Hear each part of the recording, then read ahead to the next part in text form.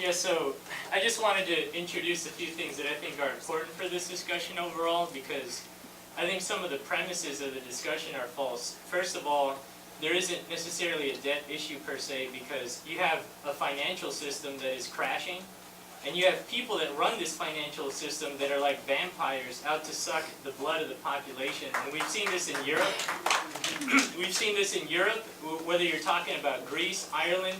Now this debt deal, I think it should be clear, anyone that voted for this debt deal voted for treason. It creates a mechanism where it's an attack on our Constitution. We don't have representative government when you have a supra-congressional institution where it's the president and some committee that's going to determine our fiscal policy, and our representative government can't make any amendments to the recommendations. And the whole line was that S&P is going to downgrade us.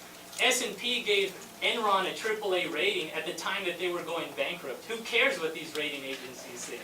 We need to defend our nation against these financial institutions, and anyone that voted for that should be removed from office, including our president.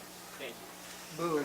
Yes. Boo. Boo. I'm just curious, when we discuss this budget deficit, when more than 50%, by a high number, more than 50% of our budget is spent on military, why are we ever taking anything away from the people? Like Pell Grants you voted against. I mean, I know they successfully stayed in, but you voted against them. Why is it even a question where you should cut money from? It's clearly only one place, and that's the largest piece. Well, the largest piece of our budget is actually not defense. The largest piece is we have sort of two components of the budget. You've got the discretionary side, which is what I refer to as our operating budget. Anything that is agency related. And then the other side, and that is annually has to be budgeted, adopted, voted on, and there's basically three different things: an omnibus, an actual budget vote, or a continuing resolution. The other side is what Washington refers to as mandatory, which is anything that is codified in law. So that is Medicare, Medicaid, Social Security, and unemployment benefits. That's about 50 to 51% of our budget. In order to have a reduction in our long-term debt, which is $14.3 trillion, and our deficit, annual deficit, which is about $1.5 trillion, we've got to get a handle on all sides of government. There has to be a responsible way to reduce waste, fraud, abuse in every area of the federal government. Is Pell Grants waste?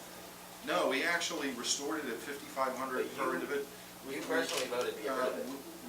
No, I didn't. Actually, we didn't vote to eliminate Pell Grants.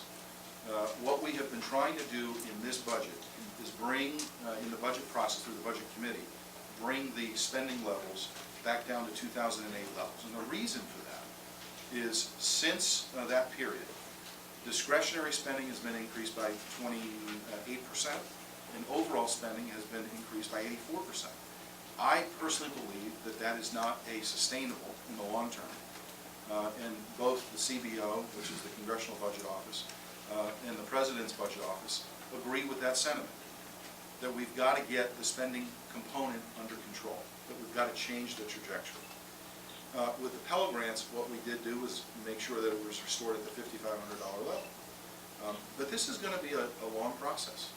I mean, we cannot afford to continue to borrow the money at the rate that we are and use roughly 42 cents of every dollar that we spend on borrowed dollars. I personally don't believe that's good public policy. And I don't think that most Americans think that's good public policy. Now, we may have differences of opinion on how to achieve a balanced budget, but I think that that's a good discussion for us to have, not just here in New Hampshire, but in the country. I think that you're cutting education and you're cutting where we actually need money. I think Well, we've actually reduced so far in our appropriations bills that we have passed in the House, which I believe are at 7 of the 12. We're reducing spending in each of them on an average of 11%. And that's roughly getting them back to the 2008 levels. Maybe there are some things that, you don't agree with or others don't agree with, but I think we can all agree on the fact that we've got to do something to get our spending levels under control. So this is the approach that I'm taking. I think it makes the most sense. But I'm certainly, willing to continue to listen to what people would like me to do. I continue to hear from New Hampshire on the tax side that people want me to close loopholes, that they want the code to be fairer. and they want to have an infusion of dollars that are sitting on the sidelines and overseas, so we can start to generate jobs and a stronger economy in this country. And that, I tend to hear that from both sides of the aisle. I think that's an opportunity for us to work in a bipartisan way in Washington to get something like that accomplished. Yes.